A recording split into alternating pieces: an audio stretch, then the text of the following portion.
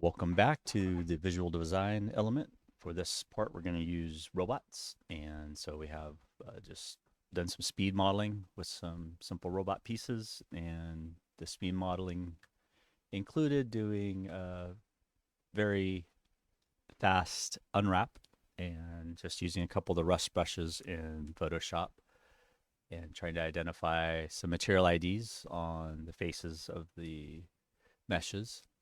So both of these were done in class examples, and what I came up with was just a quick list. So have an asset list of pieces and parts that you can need, that you can use, or that you might need, so that you can build up your library. So in the head, I had like a skull or brain case, and eyes or sensors, some antenna, ears, mouth, swivels or sockets specifically for the head, any kind of lights or neck. Torso, got a chest and abdomen, pelvis, shoulder, back part. So you could expand on these upper arm, lower arm, forearm, hand, wrist, fingers, claws, any kind of grips to grab onto things. Same with the legs, upper leg, knee, lower leg. And so just using some simple ball sockets. So we're just going to use cylinders and spheres and cubes, maybe some cones, things like that. And just keep this really simple. So the first thing I like to do is establish our size. So we'll create from the Polygon primitives settings boxes for any of these. So we'll go here to cylinder, and the default should be for last time I used it is 160 centimeters high. It's the average human height. So we can use that. And I always like to put the pivot on the bottom of the vertex and then put the vertex on the bottom of the ground on the grid. So that way you know where you stand in terms of size and scale. And for the grid, I'll go through the grid options once more. So 200 units, these are in centimeters, usually plenty enough to do a little character and piece here. Grid lines every 50 units, subdivision by 5, and then I do the axis color so I can clearly see my center line, the origins of the world. And you can turn that on and off, of course. So we'll do that one first, and then just name these as we go, human underscore ref, and then do another one. This time we'll do the sphere. And I'll do two different types of spheres here. So 15 radius subdivisions, 12 height divisions, 8. So if I hit apply one time, we'll keep the poles of the sphere on the top and the bottom. And then I'll just snap this over the side and then create another one. This time I'm going to rotate it 90 degrees. So I like to use the channel box just to keep it simple. And then after I get that, the poles now will be on the left and the right side, and from that I can freeze it and delete its history. So that's going to be its position, and we'll make one more. And wow, that was really weird. Oh, somehow the radius became 0. Okay, I didn't even know that was possible. Must have had the box activate on accident. So for this one, we'll rotate it forward, so have forward facing sphere on that one. And it'll become obvious in a minute, but if you want the eyeball, if you want to do eye on the side, if you want to do holes in the side or swivel, or if you want them straight up and down for ball socket, that's the purpose of having these 3 spheres handy. So I'm just kind of setting the tone here, and kind of thinking what other pieces we might need for these. And the other piece we'll use here, Polygon Print, is we'll use this cube. So we'll go to the cube here. It's with 4, 2, 8 subdivisions, 4, 3, and 2. So I'll hit apply for that. And this one I was using as a foot piece. So I'll just kind of scroll that up a little bit, or scale that up so you guys can see. And for this one, I'll go underneath here and align it to the edge like that, and then snap it up to the grid again. So that way I have it flat on the ground, so I don't have to worry about doing anything. And then again, freeze, delete. Oh, it did not switch the pivot again. Let's see if it clicks when I go off of there. Yeah, okay, there's the pivot back again. Yeah, the gizmo stays in the position it's at, so I can bring that over here for a minute, and then go back up here, and let's create a cone. So the cone default. I forgot to open the settings box for it. Let's do that one more time. Setting polygon primitives cone. Go to the settings box, of course. Bring it open. This one's set at 20 is a bit much for the divisions, so we'll just kind of keep it simple at 12. Maybe make it a little bit bigger. So we'll go 12 and radius 2, something like that, and give it a couple height divisions, and we'll go ahead and give it a cap as well and hit apply. And there you go. So now I have the cone. So if I want it as a spike, I can stick it upward. Right. So we'll go over here and we'll go D and then V and snap that pivot to the bottom center of that. Hit X, snap it to the grid. Freeze, delete history. Actually, let's scale it up a little bit more just to make them all relatively simple to grab, and then slide that over to the side over here. So it's my little parts library, and do one more. And this time I'm going to rotate it 180 degrees. So over here and type in 180. And go down here to the vertex, to the very point, D and V. Grab to the end and then hold down X, snap it there. There we go. And I don't anticipate having a need for a point like that. So for this one, I'm going to grab at least the vertex here, go into the front viewport, and just going to level these all off together. So I could just grab this bottom one, hold down V from the front viewport and snap upwards, and that should stay centered since I did that in the front viewport. Then I can go back to object mode, and now we can snap that pivot D and V together, bring it down over there, and then snap it back down to the grid using X on the keyboard, and that snaps it back down. So that'd be a nice little piece to use. So cones, pieces. We'll do the same thing when we get to drawing. Whoops, before I go from there, let's make this about the relative, little more relatively the same size. Freeze it, delete its history, and bring that over to our parts library. Okay, so just have some spheres, cubes, and cones. That's about all we need. We could go in here and we could play with planes and prisms and pipes, things like that. I actually might use some pipes, and there's a gear. So we do have the gear options here in the settings box. So the gear, if I hit apply and go over here to the settings box and scale it up, that's pretty darn handy right there to just have some gears available. So if we go to the attribute editor after making it, we can change. It's got a lot of height subdivisions for, I think, for the amount of detail that it has. So we'll see which one of these values changes it. So we'll go up here to the height divisions and we'll reduce that down. You only need what you use what you need. I'll put like maybe one center if I wanted to cut it in half or something like that, but you could always add that in later. So I'm just going to leave it at 1. And then for the rest of this now, if I do whatever, if I scale it or do whatever it needs, I'm going to leave it at 16 sides. A lot of the pieces we're doing are 12-sided, so if we did want that to match, we could change that to 12. You see it gets a little bit large there, so I think 16 works for what we're doing. And the center is still right there, so I'm going to leave it a bit thinner. Right about, yay, freeze, delete, history, and bring it over. So the center line is still dead center on the cog wheel. Now, if I do another one here, let's bring the divisions back down to 1 and hit apply and scale it up. It would be nice to have one that's a sideway so that I can just grab it faster. So we'll just switch that one 90 degrees, and same thing, let's scale it so it's a little bit more to size what we're going to be working with, and freeze, delete, and there you go. Bring that over. So I hadn't really used that one before, actually, so that was kind of nice to see that one in there. Whoops. We also have the soccer ball, and here's the prism, and here's the pyramid, so, and platonic solids. So we'll maybe look at some of these, but for now this is fine. We don't need anything else here. It is all faceted, so I might grab all of these guys here, go to mesh display and average them out so they're all smooth spheres. Don't really need any facets or angles on them as far as I can tell. And we can close this out. We don't need that anymore. And let's get started. So we have our list here. So head, torso, arms, antenna. So I'm going to pull this over to the side as I'm working and keep that in forefront of mind as I'm building these parts here.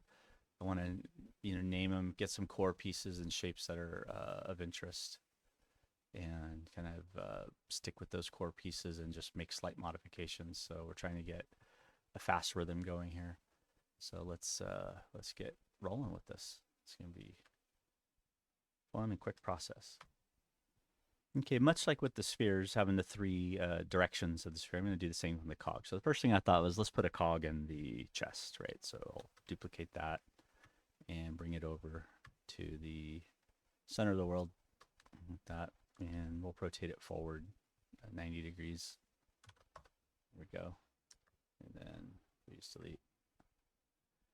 So that way, I don't have to make any more. We do some other forward-facing pieces. So now I can go in here and grab these pieces here. So I'm going to grab all of these, group them together, and we'll call this parts. There we go. And if I grab this and duplicate it, it's still going to make it in the inside the group, right? So I believe we could just ungroup it as well. But P gear, so we'll go torso at the front. So we'll go torso underscore gear underscore 01. And bring it to the center of the world. So snap it back over. And we'll scale it up, or bring it up here about where we want it. And then we'll grab a cylinder here. I didn't do much with the cylinder, so Control D, duplicate that one.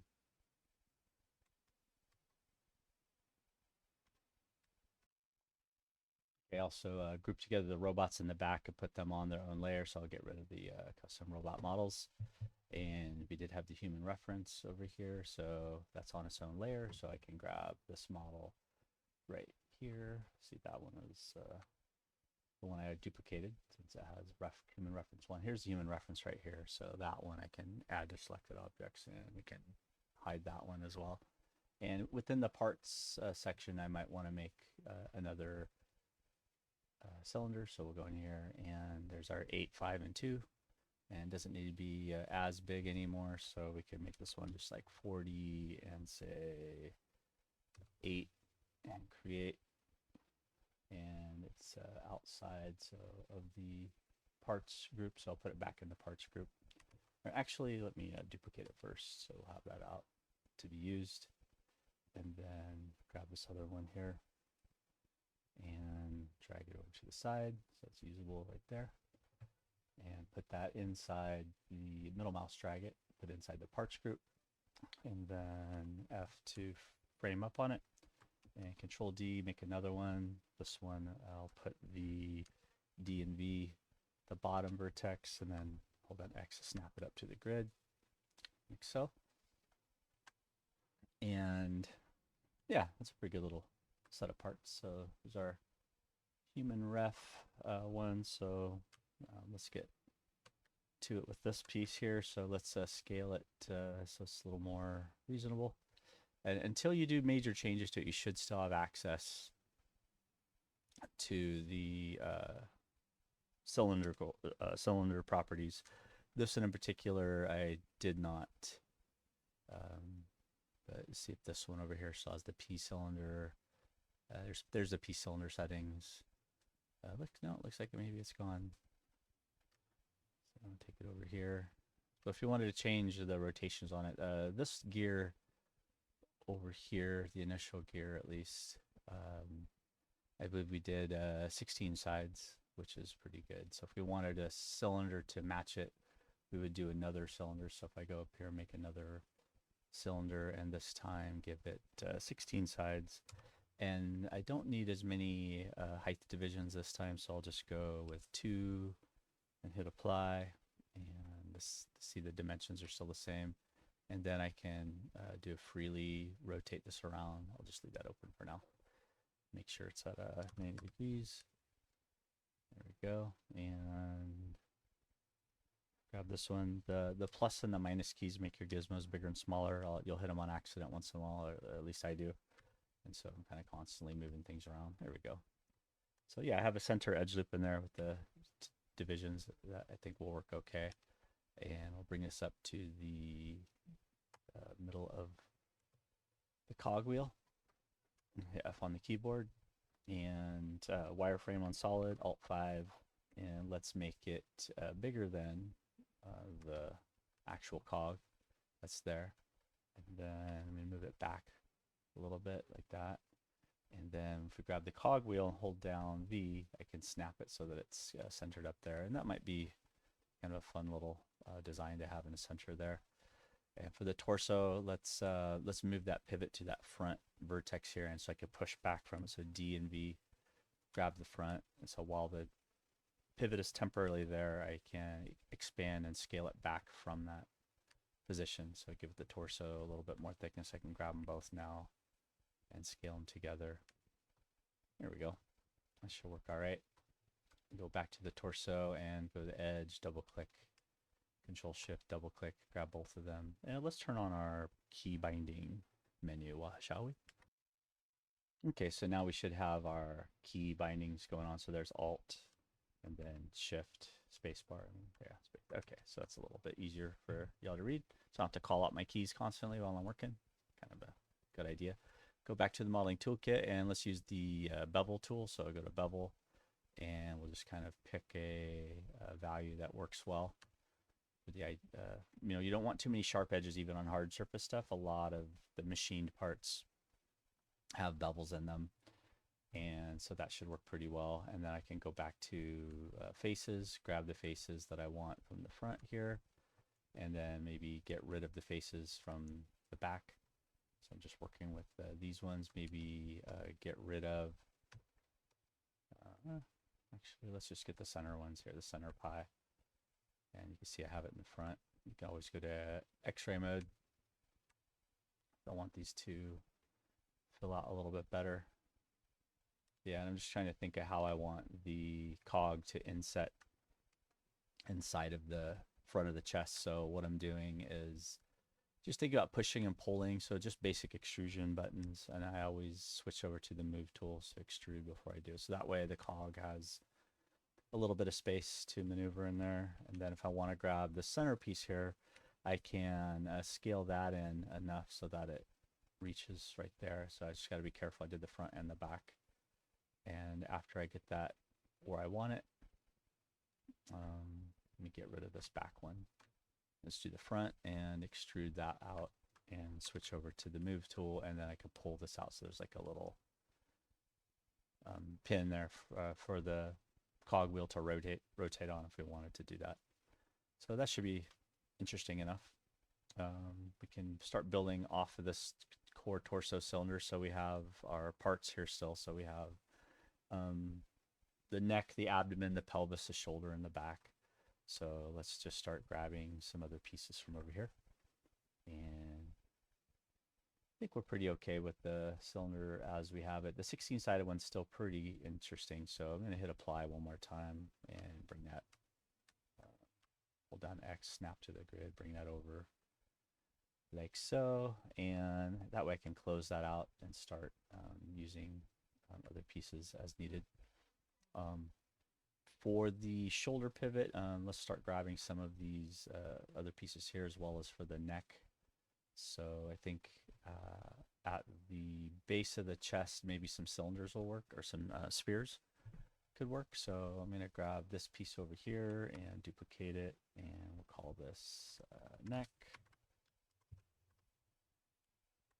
And snap it over to the center of the world, and then drag it up like so. And if it's a piece that well, these ones need to be brought back to the middle, don't they? And maybe even go to the top view and go to, just move this neck out of the way for a minute and make sure we got our wireframe on solid going.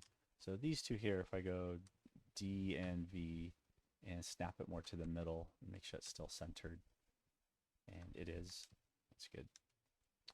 Now if that's the center of it, I can drag it down to the world again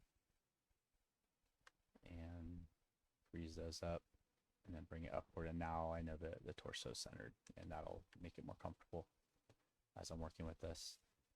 For the neck, I'm going to kind of use the upper half of this sphere. So I'm going to grab the whole bottom section. Maybe not. Maybe I'll leave that lower arc so that arcs back in a little bit. There we go.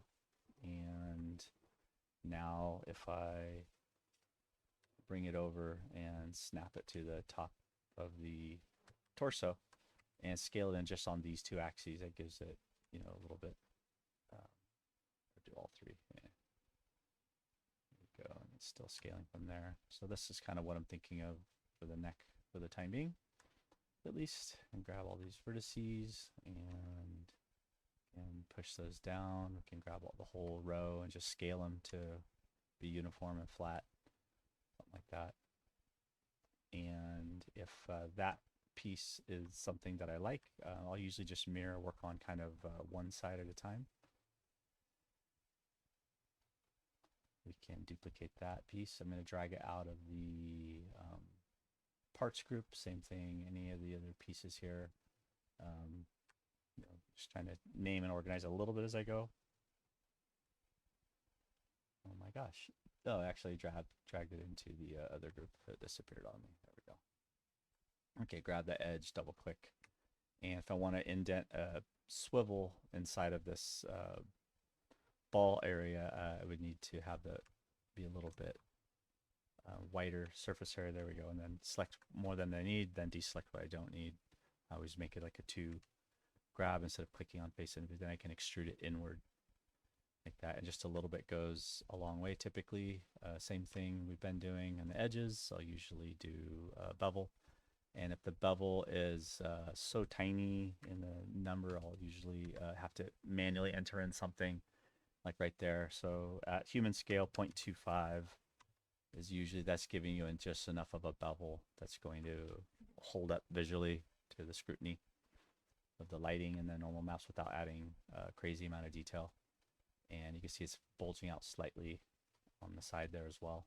So go to object mode, grab it upwards a little bit, and we can just pull it. I just want to make sure that the open end here is down inside enough so that it goes inward. So we can always, you know, it's not a perfect sphere anymore, of course, so we can just go in and grab these and do whatever we want with it, and that makes like a nice little piece that fits in there just right, the top of the neck.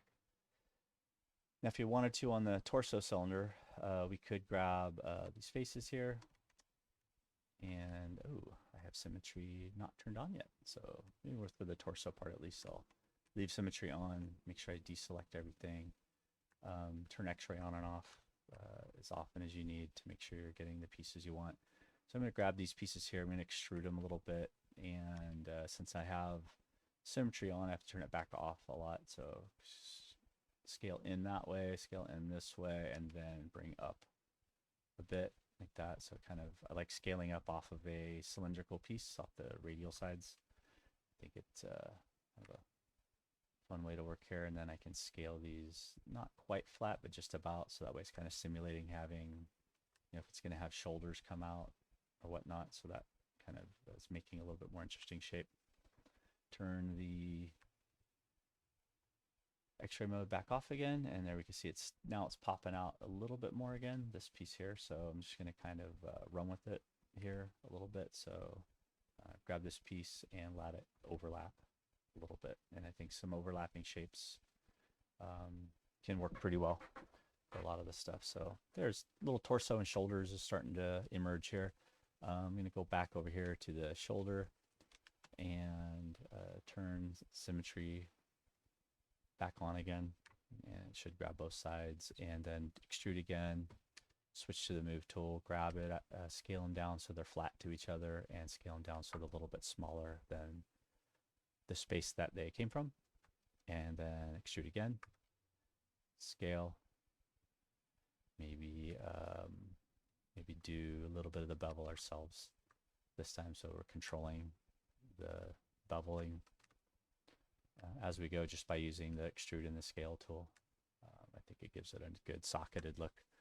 Working with machine parts, metal parts, has really taught me a lot over the years. There we go, do another one, and then we want to, now we can, you know, pull that out or push that in depending on how the fittings are going to go for this piece. So I think for now, I'm just going to leave it like that, and we'll move on to some sort of shoulder piece. So go back to object mode, and we'll grab the sideways sphere over here. So Control D and pull it out from the spot over there, and we'll call this shoulder. And I should be giving it a underscore 01, so it's a 102s. Make sure we're grabbing the right one here. See their little Z fighting, the kind of moire pattern of the lines there. That lets you know you have two overlapping pieces. So always pull your overlaps out right away, because it's really easy to forget about it and really mess it up. So bring this over here from the top view. So I like doing some of the snaps from the front and side views if I'm staying on axis. Makes it a little bit easier. And you can bring this in here. There we go. And we can scale that down. And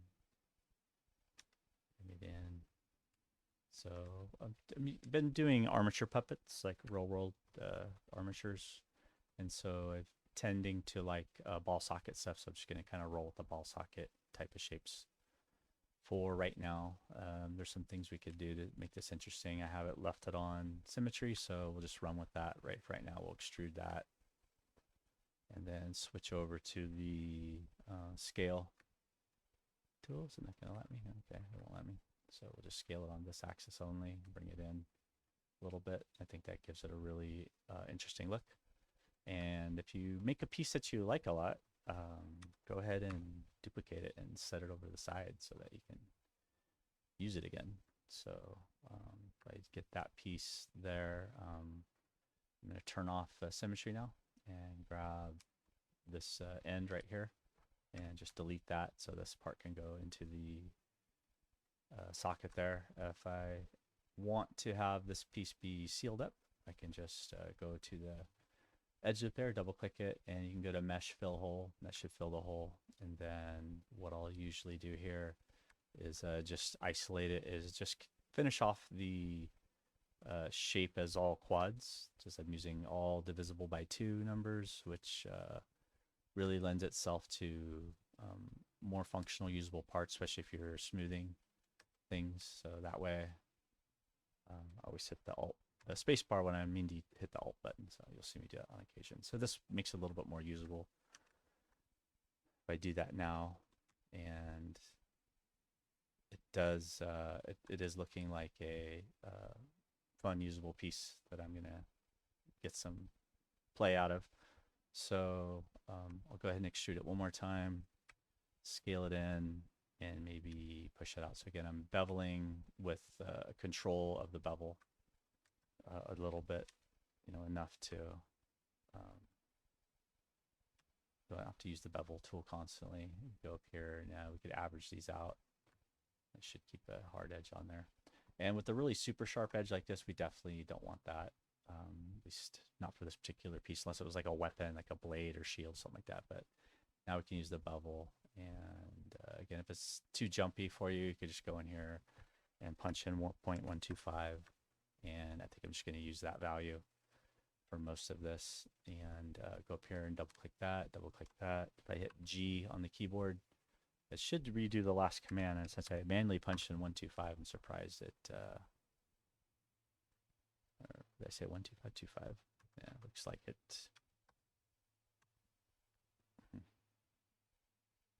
Interesting. Why is it doing that? Okay, looks like it's already done. Oh well. Yeah, the bigger pieces, I guess, can have a bigger bubble. I'm not gonna worry about it too much. Okay, go out of isolation mode. There's our little shoulder piece. Really digging that. Get quite a bit. So if we wanted it to swivel for doing like hard surface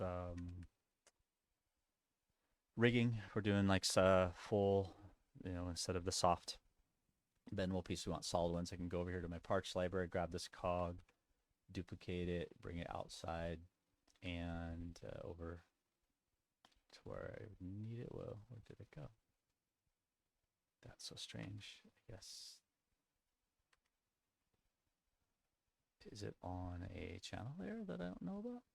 It was in the custom robot model. Huh. How'd you get on there? Really weird. Right click, remove selected object. It's still on there. All right.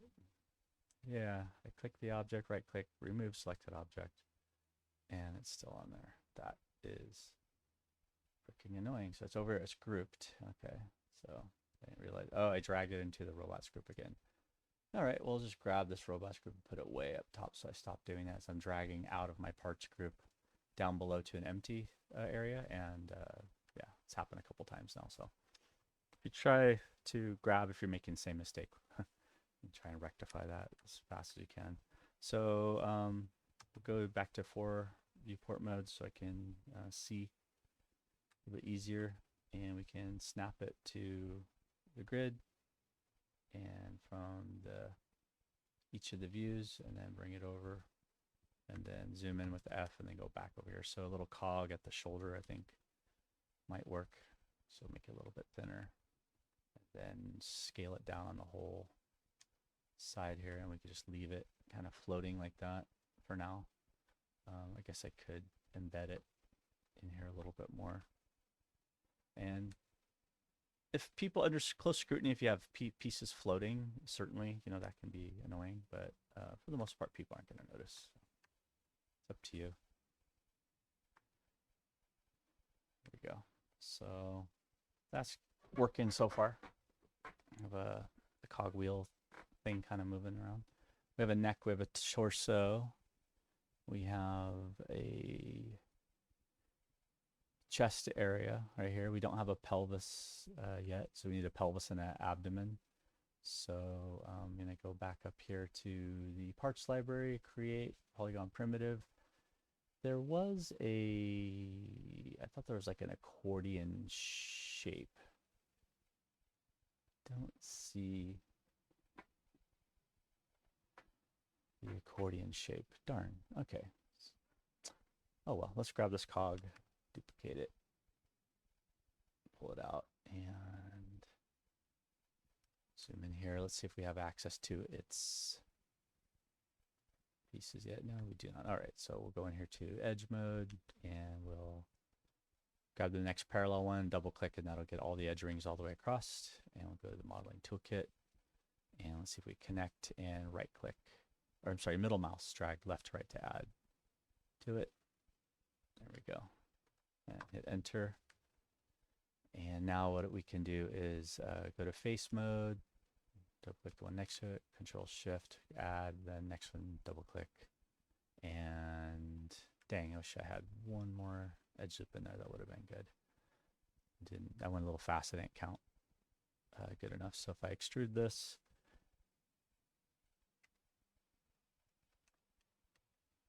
and yeah, I guess this will work. Just dang. And scale this in a little bit like that, and then grab these, this one and this one here, and extrude, and then scale, and then scale them in. And there we go. So this is kind of a little accordion piece that I'm making so that the torso can have some interesting flexibility, of an interesting look of flexibility to it. So I have it centered up almost to the world. There we go. And we know the torso is centered up, so I bring it in up here and scale it in so it fits better the torso. You can see it's kind of getting interesting shape. Scale it down, make it taller a bit. There we go. And yeah, I think I like that pretty well. I don't know. Let's see. It's already getting a bit of a stout look to him.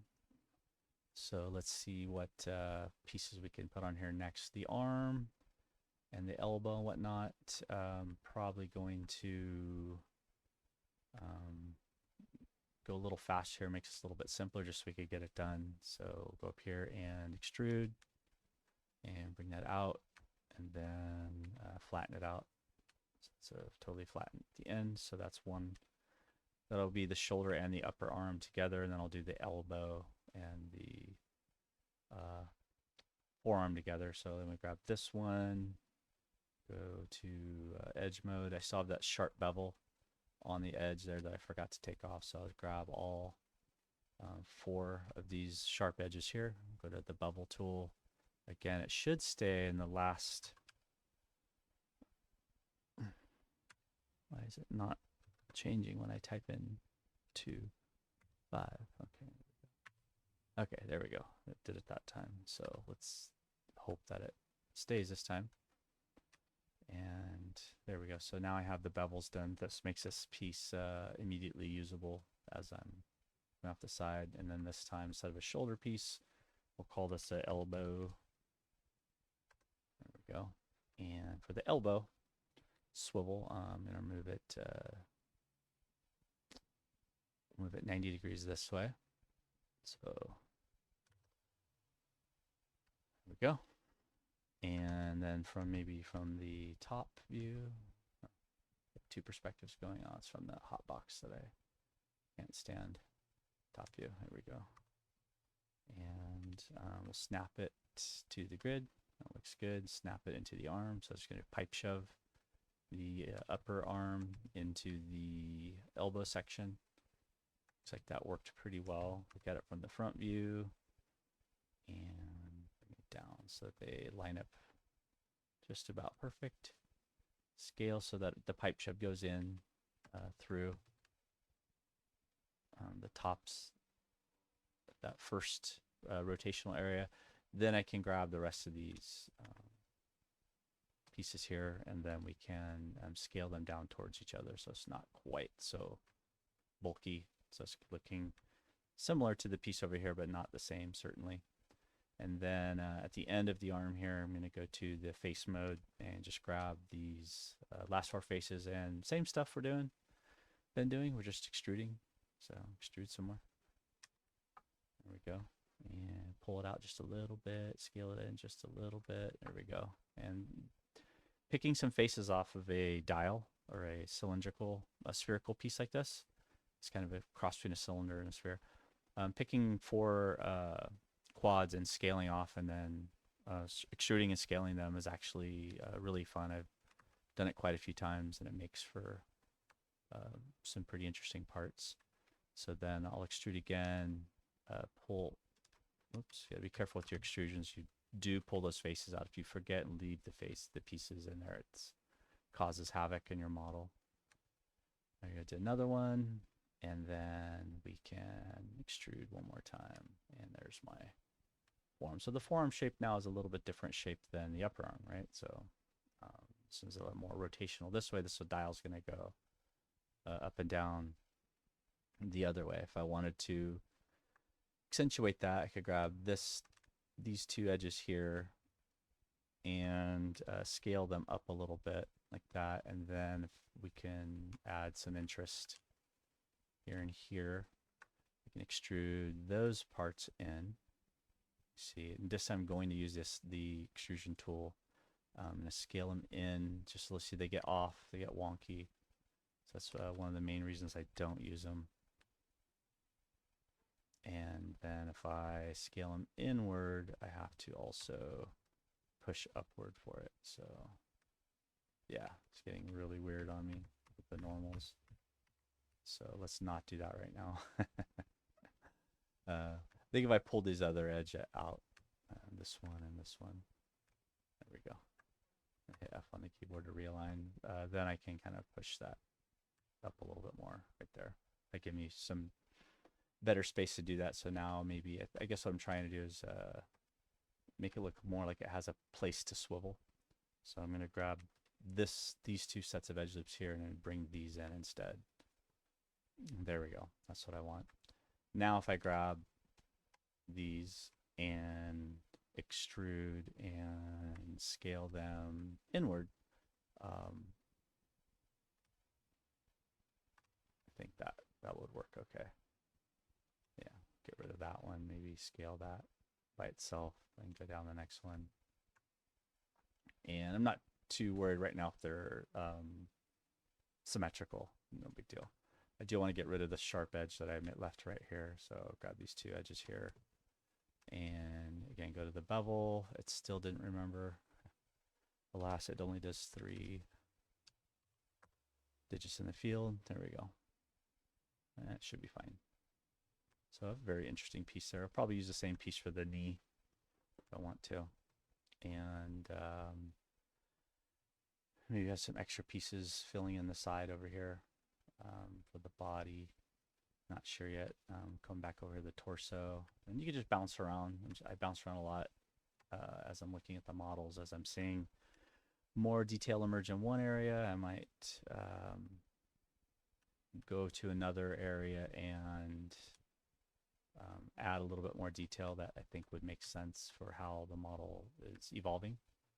So that's what I'm doing at the moment. Just kind of looking and seeing what the back might have on there. I like also in setting these pieces here with extrude with the faces off instead of on. And then these individual pieces do a nice scale like that. And then these should hold up okay if I pull up on there. I really like that. And then I can leave them on. Oops. No. Oh. Okay, so finish that one, then extrude one more time, switch to the scale, and then scale inward. And then switch over to select another again, and then G, redo last command one more time, and then push that in just a bit. And I think that is going to look really cool, especially with those faces. If I have all those faces selected already and I know I want these to light up for me, now's a good time to go into the material editor and start coming up with some other materials. I had used Lambert's before. Maybe for this one I'll use Phong. Phong 1, go Phong, we'll call them diodes underscore and then underscore MAT. I'm gonna bring these in Unreal Engine, do underscore MAT for everything. Hit enter and we'll give it color. And I had some colors kind of figured out. Oops, thought I hit the green. Okay, I didn't do the saturation level. Kind of an interesting metallic color. And then, I had all the colors selected still. Yeah, keep them selected so I can apply them. And I'll just go to the Phong that I just made. Where did it go? Extrude polyface. Standard surface. Is this even a Phong? I don't even know. Which one did I do? Phong. Oh, it does go off the faces. Darn. All right. Phong. Well, I was trying to keep those faces selected and apply the material quick. I'm sure I just made a boo-boo. So, but while I'm at it, I'll just do this manually. Whatever. I'd rather not click 16 times, but if you can avoid clicking 16 times with one click, always do that.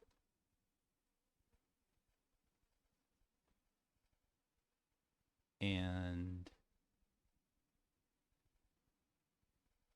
initial shading, Lambert, where's it at? Diodes Phong, there it is. Right click, assign material to selection. There it is.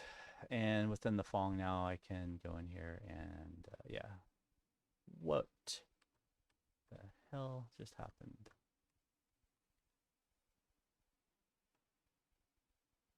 I assigned these materials. Oh. Okay, well, I'll come back to materials. At least there's different material on there. Whatevs. Go over here to this piece here. I kind of like this little inset piece happening right there. So I'll go into the cogwheel itself and maybe scale this down a bit more. Bring it in. And then I like grabbing these pieces here and doing an inset for those as well. And especially if we get the piece rotating, you can get an interesting effect on there.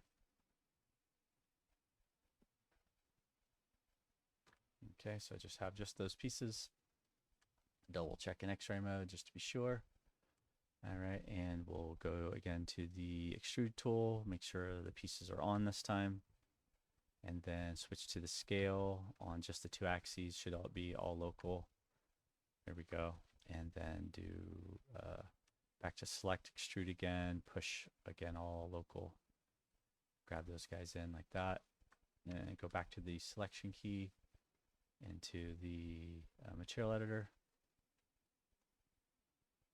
And here's my Phong diodes. We'll maybe do assign material to selection. There we go. And yeah, it's got the same material as the other one. See what happens here if I go to the Phong. I know I'm just like glutton for punishment on this, right? Go to material. There it goes. Just did green that time. Why was it making all the other ones green? I must have accidentally clicked on the wrong one. So there's green. And then when we bring it into Unreal Engine, we'll give it a glow effect and whatnot. So there's a little, this could spin here. This one will not spin. It's okay. The neck's kind of sticking out the front there. I'm just trying to decide if I like that or not. Scaling it just on maybe those 2 axes, I think is okay. Yeah, if I want to keep, yeah, let's keep going here and see if we can finish this thing. And maybe I'm designing a little bit too much. Let's find out. 45 minutes in on this thing.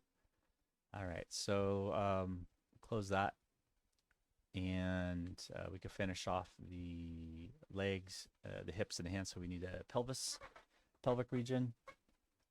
And so for the pelvis, we'll do some more cog dials like I did up here at the shoulder. So if I wanted to, I could just grab that same piece. It's a gear. We'll do that shoulder gear 01.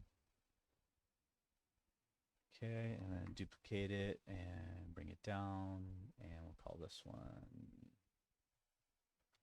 pelvis gear 01. And this one's probably should be quite a bit larger, so I'm going to go pull this out inside. Before I do that, let me isolate the selection here.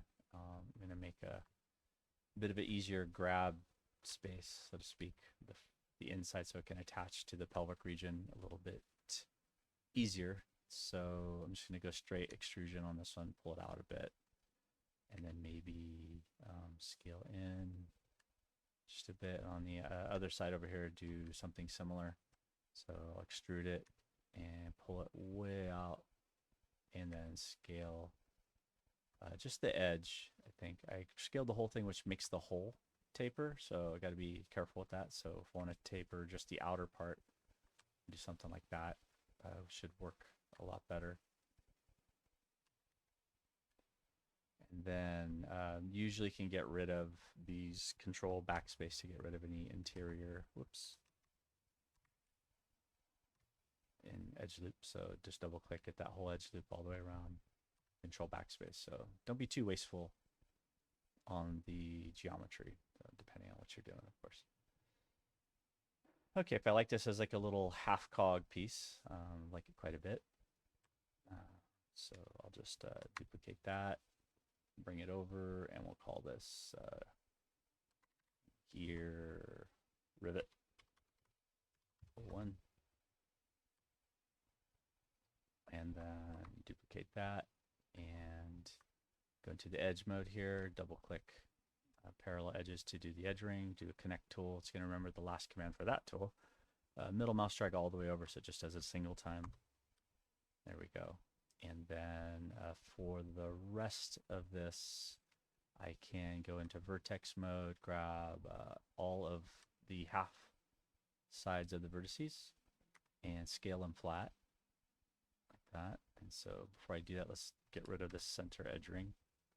Grab all of these and just scale them down flat and then bring it over. So now it can rest flat on the surface up against something and have like a little riveted look on the other side. And then don't need that edge loop. So I'm just kind of getting rid of edge loops again as I go. And yeah, I like that piece quite a bit. see where we want to add a piece like that. Grab this and bring it over. It definitely sits nicely. Liking it better than this piece that was there, than this piece. So let's rotate this and bring it down. You could even use it for like an eyeball or whatever. There's a bunch of ways we could use this thing.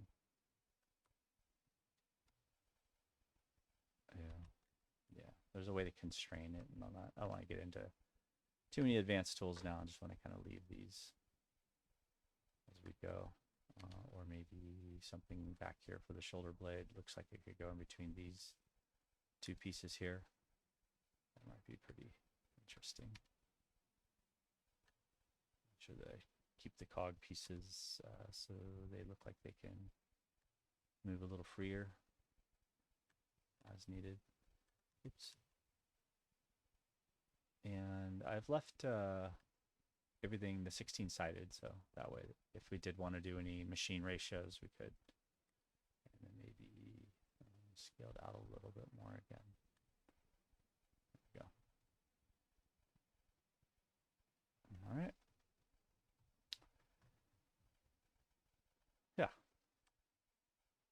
All right, so the ball socket section, we can grab sphere, duplicate it, bring it over to hip 1, yop.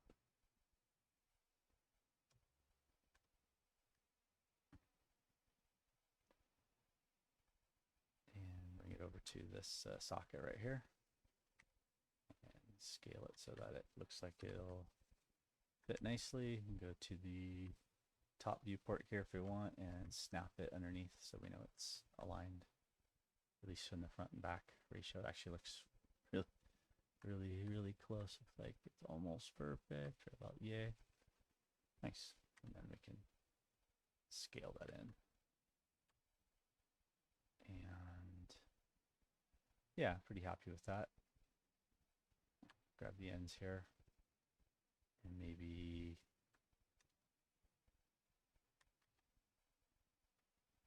do another extrusion.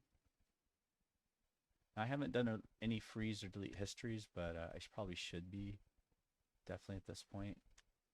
There's a lot of errors can happen. They're not cleaning up often enough, but we're just gonna plow ahead here real fast. I'll maybe do some housekeeping here in a minute. Go to this edge here and this edge here and maybe scale them apart. There we go, so it's a little bit more almost like cylindrical at that point. Yeah. And grab both of these pieces and let's bring them over. This one here, I'm going to make it thinner just so that the legs aren't going to be too bow-legged. We want them to kind of fit nicely into the torso. There we go. Still going to be bow-legged out here.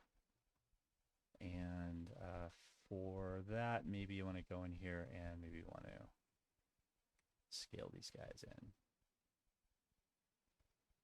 a bit more like that. And to fix that one, we'll connect it one time. And I wonder why it's way up there in the pivot point. That's not correct. Looks like it is. All right, so I'm just kind of making room for the pelvis here. None of this is necessary, of course. You could do whatever you want. Rotate both of them together, maybe combine them at this point, still called pelvis gear. And maybe rename that pelvis hip gear. There we go. And now and rotate them together and bring it in like that. Yeah, I like that better. Okay, so I have some pieces I can reuse. So I'm going to take this whole arm piece here and duplicate it and drag it down, and we'll go leg underscore upper underscore 1. We'll go leg underscore lower underscore 01. And grab them both, and let's see if I can, yeah, they're going to rotate independently. That's just fine for now. I'll just manually type it in the channel box. Oh, wrong way, 180. Yeah, that's from not freezing and getting it and deleting history, so things are going to start getting a little funkier. Not to worry. Vertex snap it to the middle center of that lower part of the leg, and then just shift it up and down as needed. Yeah. That will work. Grab them both. And instead of scaling, I'm going to be a little bit more careful here, and I'll just move some of the vertices for the length on here, so that way they're not going to get skewed too strangely. And then on the scale part, we can continue to scale them, make them bulkier. There we go.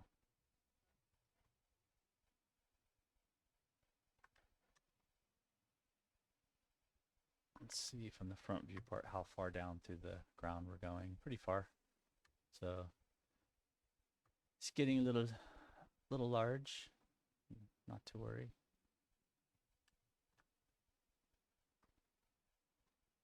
I'm going to go ahead and attach these two. So I'm going to combine them. And then move the pivot up to the top center of there. And bring it back down. Make sure I got that right spot on, 0, 0. Yeah. And now freeze, delete. Kind of clean that up a little bit so it doesn't start getting too crazy. And now I can scale this without it.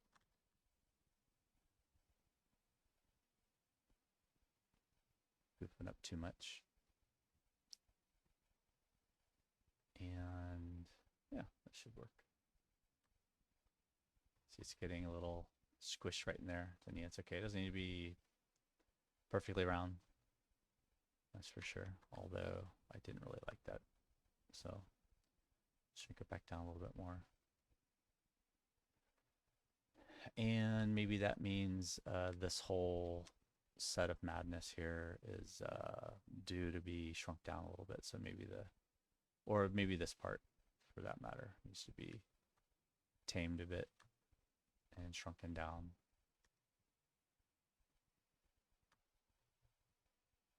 And if we need the attachment a little cleaner in here, I'll just isolate it for a second. And I mean, this cog, so we don't have any floating pieces, we'll just grab along the side here and we'll extrude that up.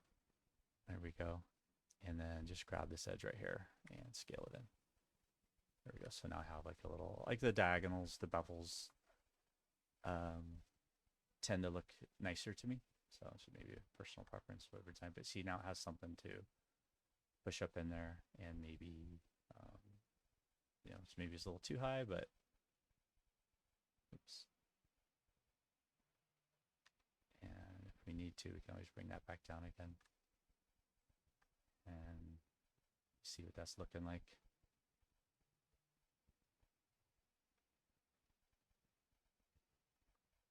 There we go. Bring that down. And even want to reuse it, or just to be thorough, just flatten that out again before moving onward. Okay, here's our hip piece. So now maybe the size proportion of these will work a little bit better. I think it's all right. And then for the foot, I'm going to grab just this piece by itself, duplicate it, bring it down to the ground, spin it around, and There we go. Yeah, maybe out just a little bit like that. This little dial piece, the circle with the arm coming out, you'll discover how useful it is. Down here on the bottom, maybe we don't need a lot of these, so just double click and control backspace, control backspace, control backspace, deleting the edge along with the related vertices. There we go. And that will enable me to make a bottom to this foot without too much trouble. So I just reuse that piece liberally. Right, come around the side here and grab all those bottom vertices for the whole bottom part of the foot and scale them down. You know, I like this little piece being separate right there, so I'm just going to deselect those and we'll just do the bottom of the foot and then just make sure that that goes down below this just a tiny bit, like that. Yeah, I think that'll work out okay.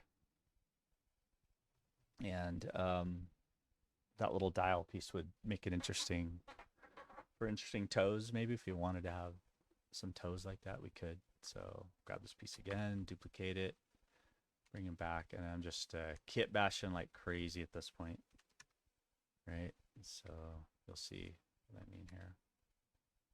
Oops, push that in, bring it up, and then scale the whole thing down. That. Yeah, kind of like that. Works for me. So after doing that, I'm just going to take all these faces off completely. And I'm going to insert these toes in just like that. And these also would add some pieces here so that the grips to the ends of the toes and fingers gives little grippy pieces. It'd be kind of cool. So, you know, as you're designing, you're discovering things like, you know, mark them, check your reference again, check your asset lists, make sure you're staying on point with what you really want to do for your project. Grab these edges here and do a connection and check my tool settings, make sure they're on local component. That way I can flatten them out without messing up the model. Connect. And flatten that out again, do one more, connect, and flatten it out. There we go. So I have some good flat segmentation there to bend. I could probably do that one time too, since it's now a smaller, much smaller digit than it was before. Right. And that's going to work pretty well. See in the channel box, if we zero all these out, what angle is it at? Okay, so it's still like that. Not bad. Move this, oops. And maybe bring it over here. Delete, control. The side over here. There's our little disc we had for the foot. And let's bring it back straight on. Like so. And we can close the side off. I could just mirror this piece if I want to. Let's see here. Flatten that out. D and V, snap it there. Bring it around to the side here. Freeze. Delete its history.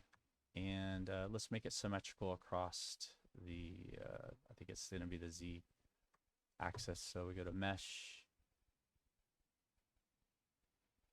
And where is the symmetry tool? I'm sorry, the mirror tool. Yeah, so grab it here and we'll try it across the apply. Nope, Z's up and down, of course. Not an Unreal Engine, right? Mirror options on Y, apply. Ooh, all the way across. Nope. Do it to front and back now. Huh.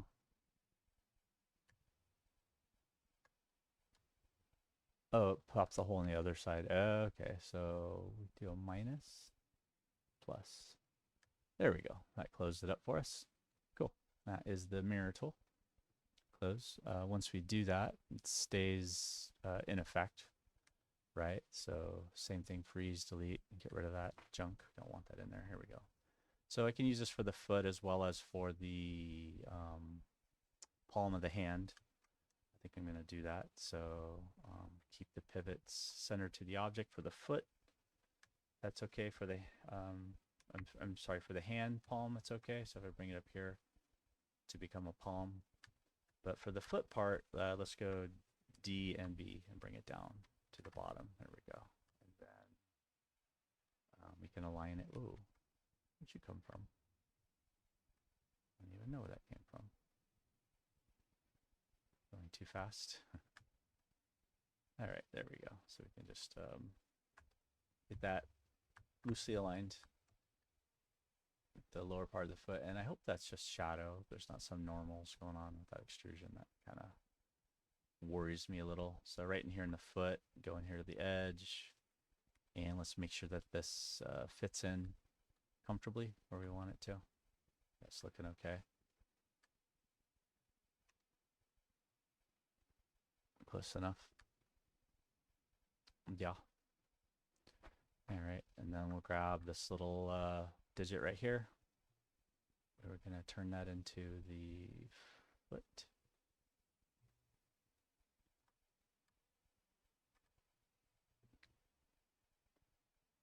This one.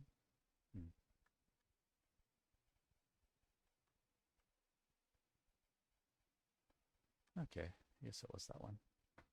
No problem.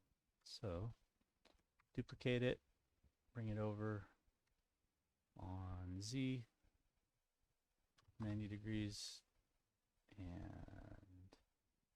on X, minus 90 degrees. There we go.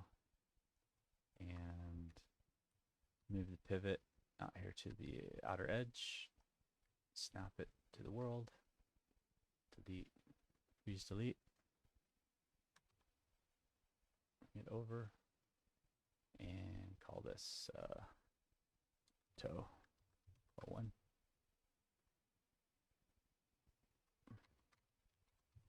Toe 2. There we go. And let's align it over here. And we have a bit of room. Let's see here if I can grab just the top and the bottom. Right here, look at it from the side view. And let's bring those in so it's not quite so bulgy. Got that one and that one. So it looks like it has like room to compress, almost like a shock absorber. I think it'll turn out all right. And grab these, whoops, pieces here and bring, whoa. If my freeze transform did not do any good. Really? Oh, so I left my tool settings on object, world, whatever. Okay. Switch it back to world, see if that. Ooh. Massive no-no. It's funny because there's nothing there. Okay. Freeze delete, back to vertex, and we'll just go to move.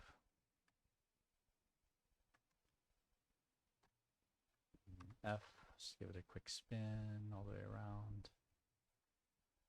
Go to move, and they're still reset.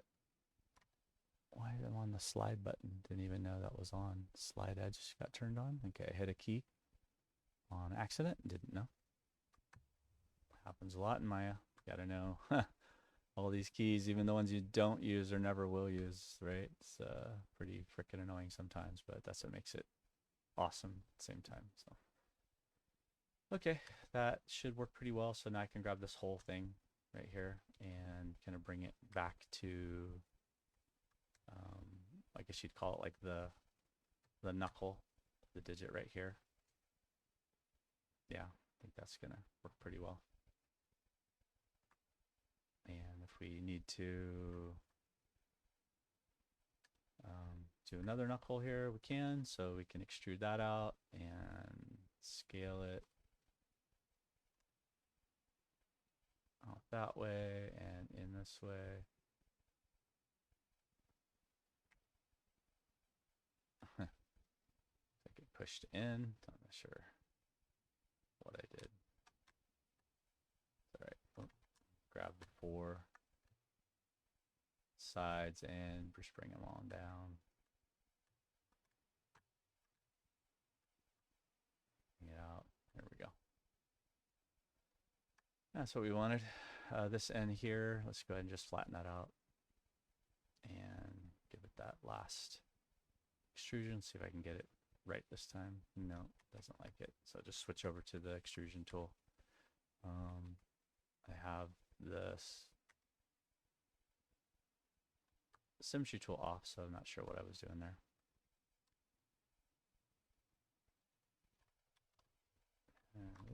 Okay, we'll just leave that. And bring that out somewhere. There we go. All right, and again, getting rid of super sharp edges is usually a goal. So bring those in. All right, there's our digit. There's our toe. Pretty happy with it, so I'll bring it over to the parts library. As I'm building, Control D, bring it over to the foot, go to the side view, make sure that the bottom is just barely touching that. Looks good. Yeah. And bring it into the radial here. Control D, E, rotate a little bit, bring it over and scale it a little bit. And rotate a bit more, move it over a little bit more, there we go. Control D, and bring it over the other side, and for the littler of the digits, we'll scale it down a little bit more. And then if I need to, grab all 3 of these, go to the front viewport and make sure that the bottom is touching the ground a little bit. There we go.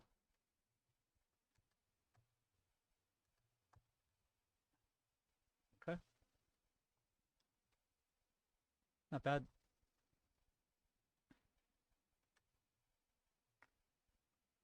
Just about done. We can grab that digit again.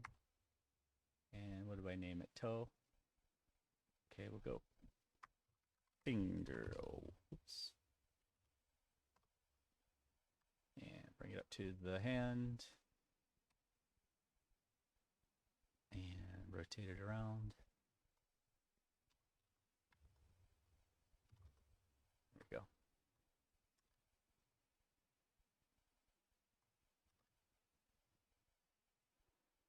To the palm, and for the palm, hand's a little bit large at the moment, so what we could do is we could grab all of these vertices here and bring them down, and then that way this can be compressed quite a bit, and that way this can be shrunk down quite a bit. We don't want it to get too crazy big, or maybe you do, whatever works for you. It's your character. So middle finger, Control D, bring it over, rotate, and scale just a little bit. Control D, rotate over, move it over, and scale it down a little more than the pointer finger, and then one more. Scale it, rotate it over, and scale down. And then we need the thumb. And I'm generally just following human anatomy with this. So keep it on the object rotation, makes it a little easier when doing the thumb. So I usually go 45, 45, 45, almost exactly.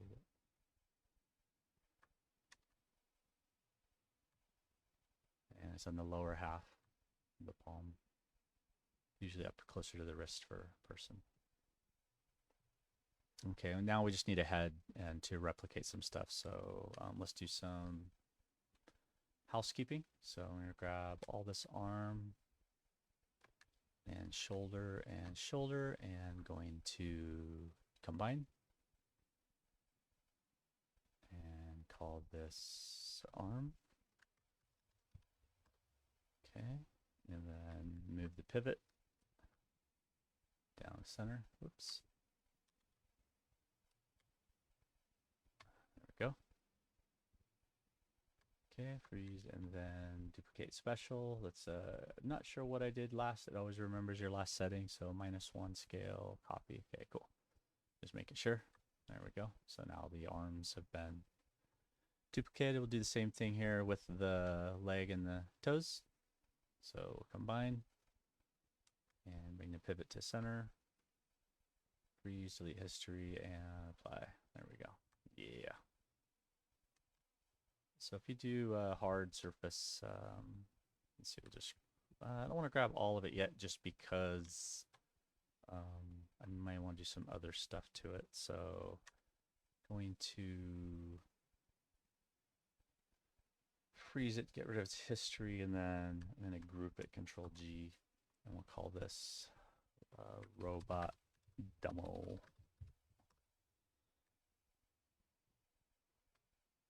We still need to give it a head and antenna and maybe eyes and sensors and all that good stuff. There's a few things that need to happen still. You see the other heads. These ones are super simple compared to what we just made now because of the gear mostly, and because we did some extrusions off of the sphere and the circle and things like that. So if we grab, let's see if this works. Whoops, Object X. Yeah, not yet. Okay. Yeah, you could have like a little cog hat, I guess, since one of the inspiration boards had like it's wearing like a little sock cap, so to speak. So let's do that. So I'm gonna grab gear and drag it out of the group there. No one's using elbow. Hopefully, maybe see if I delete that. Nothing happens. That's good. Oops. Where'd the gear go? P gear. Yeah, make sure I get the right one. Make sure it's on 0. There we go. And for the hat part, we're going to grab everything here and then let go of all of that. And we turn off the object X for just a moment, and we can pull this piece out like that. This might be kind of fun. And then grab this whole piece here and bring it under like that. And for speed modeling, this should be okay. It'd be cool if I could continue the teeth all the way around, but I'm not going to sweat that at the moment. So there's the bill for the hat. I hit the Windows key on accident there, no problem. Grab the sphere, and we want it to match the cogwheel, which was a 16-sided piece. So this time around, we'll go create a 16-sided sphere just so the rotation, whoops, no, gotta hit the settings box, right? There we go, and give it a 16 sides here. And 12 for that, and hit, oh, the radius got defaulted to 0. That's what was happening. I remember doing that. Hit apply, there we go, okay. And then make sure that it is smooth, average it out, and go back to channel layers. Looks like it's centered up pretty good. There was a semi-sphere, pinch step poles, sawtooth step poles. It's all good. Yeah, and I'm gonna get rid of a lot of these edges down here. So I'm gonna just double click these edges like I was doing earlier. Control backspace it, grab the vertex point, and then bring it up like like so, and you just grab that whole row and scale them down. And then if you want to grab the soft select tool here, you can scale it out and move it up. We can kind of change the shape a bit to resemble more like a hat. And bring it down to the cog. Scale it in. There we go. And I'm going to go crazy with the gears, but I almost have to go crazy with the gears. Let's go to edge here and turn off soft select for a minute. Go the way around again and connect one time. And go to the faces all the way around, and you'll see what I'm doing here. Maybe scale a little bit more, and then as we extrude, turn them back off again, scale them out again like that, and extrude again, and just pull them all out like that, and scale them all on their local normal again. I don't know, I think that looks kind of cool. For the top of his hat. And I like the insets from the back that happened over there as well, so maybe do the same thing all the way around. So go all the way around, extrude, off, go to scale, scale them in, F, make sure I'm doing the right thing here, and do one more and push in. There we go. Make sure we close that.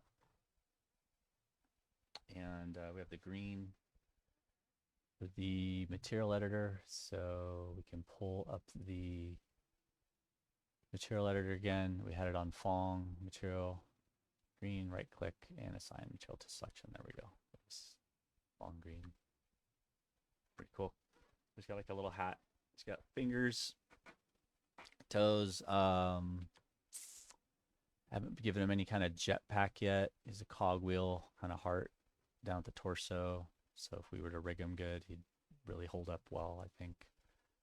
For the sphere, I think I might use the I'm going to use the symmetry tool on that and maybe do it on the side. Let's see, how should we finish this guy off? We just got to give him a head. But the face is most important, right? Like this one's kind of cute. This one's really didn't turn out well. There's no ears or anything as well. So I think this one with the poles on the top and the side worked pretty good. So I'll just call this one head 01. Uh-oh, here comes the cats. Cats are hungry. What's up, kitty? Yeah, I hear you. There we go. So name it first, so when I drag it out, I remember which one's which. Should I go outside of the group I was using? And then pull it out right away, right? And get it on 0. Back. F to center up. And yeah, it's a little bigger than the neck was, so I think to here, 0 and 0. Had to be bigger on Y, has to be up off the ground. So for that, I think we're going to be all right. So let's scale it down a bit and then out a bit. A little bit oblong.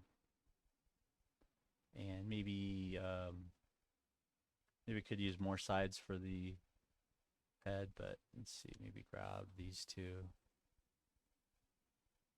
Bring up a little. Yeah, so just for the head, I'm going to go use a 16-sided cylinder. So I'll grab, delete that one, create a polygon primitive, and let's give it 16, 20. Yeah, there we go. Just so I have more smoothness to play with that matches the smoothness, the radius of the cogwheel. That makes sense, I hope.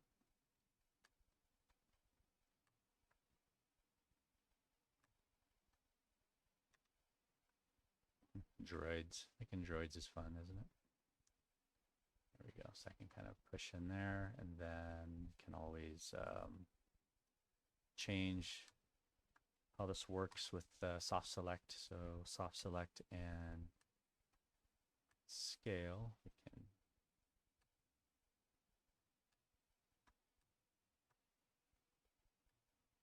push these in or out. Same thing with the edge on soft select and scale. We can kind of bring that down a little bit. And now I still have some center space to work with. And so I think getting lazy here at the finish line, but just to get this done, I'll turn symmetry back on again, turn soft select off, and either that row or this row will be the mouth. I think this one might be a little bit better. Okay, so extrude, double check.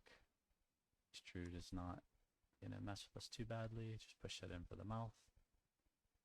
And then what I had also done was scale down and in a bit for a bubble, so you can kind of see a little bit easier there. And then I went to the 4 sides of this, and I had done a bubble and 0.125. There we go, just enough to sell it.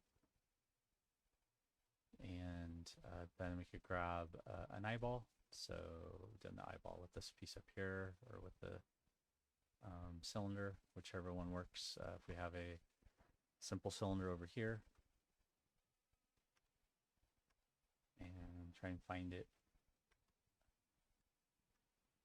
That's weird. Object mode. There we go. So we'll call this one I,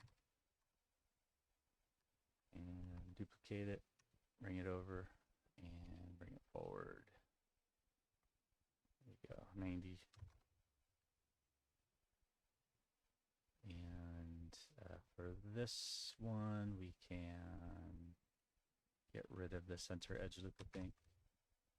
Control backspace, grab this edge up here and the one in the back. Well, let's just grab the one in the back first, I guess, since we're not going to see it. Control backspace. And the one in the front. Do have to turn symmetry off and switch from move back to scale again to get it recentered. There we go. And now we can grab just those spaces, grab what we need, deselect what we don't need, extrude, push back. And if we don't want it too crazy, we can sharp, we can do some more beveling. We like the bevel for the cone, for the cylindrical eye socket. I think it usually works pretty well. And then we can go back to the edge mode one and double click both sides of them. And same thing, go to bubble. And it's still 0.5, so we'll go 0.25 this time, give it a bit bigger bubble. There we go.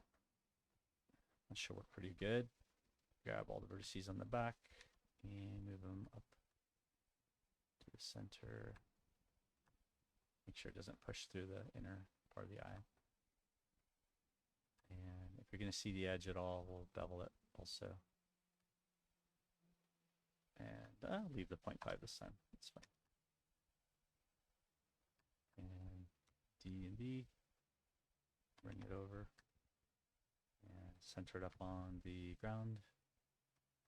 Freeze, delete.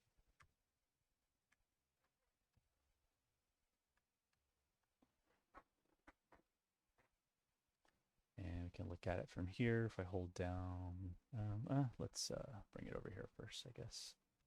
And then duplicate it, and then bring it over. There we go. Way bigger. This hat's going to be very identifiable, so I'm going to go ahead and combine the hat and scale it out even a little bit more. Bring it up just so I can fit a nice big eyeball in there without it hitting too much stuff. And we rotate it out just a hair. There we go. And then does it need to be round? Can we do a little cockeyed? or angry. Yeah, which way do we go? I don't know. All right, this ought to work. Okay. DX. Oops. There we go. Freeze, delete, Control Shift D. Grab them both, combine.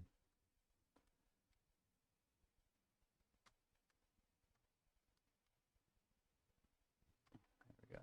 Delete. Oh, too fast. Freeze, delete all. How we doing? Not bad. So any pieces we want to keep, duplicate them now or forever hold your piece, right? So we'll go hat. The whole chest and torso area is kind of cool. I'm ready to just finish this thing. Coming up to 90 minutes. So combine the whole thing and grab that center point down. Make sure it's on 0, 0, 0. Freeze, delete history. And we'll do a very, very quick unwrap. So we'll go to the UV editing tool and open it up. So everything should have a basic UV map on it. So we'll just go to face, grab all of these faces and hit Control U, unfold. And sometimes it won't work right away. I don't know why. Probably because there's so much stuff in there. Even if I go Tool, Modify, Unfold, Control U, no, still don't work automatically. Grab all of them again, Arrange. So layout, everything. There's some non-manifold geometry, that must be why. Gather shells, no. No help available for this tool. Okay, so what we can do, let's see, let me get this thing by itself because there's so much stuff in the scene. Grab our little robot. I still wanted to give him some antennas stuff. You can always add things on afterwards. You can make parts attachable for rigging and whatnot. But unfortunately, not today. So we'll try this unwrap right here. Here we go. It's maybe a giant horrible mess. No, maybe we don't want to do that.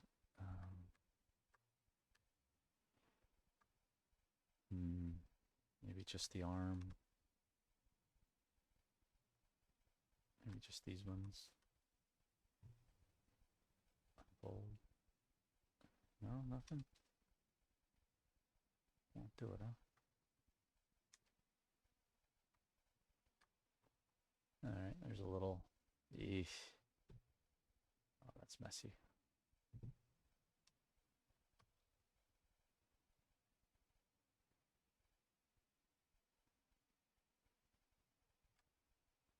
So it looks like it's not just going to auto unfold like I was hoping it would. So that's unfortunate. So I'll just go for it. Why not? There we go. Good enough. Undone. Or unfold done. Yay. Terrible, terrible, I tell you. All right, cool. And Alt 5 for a minute, see how the facets are doing. There's some facets here and there.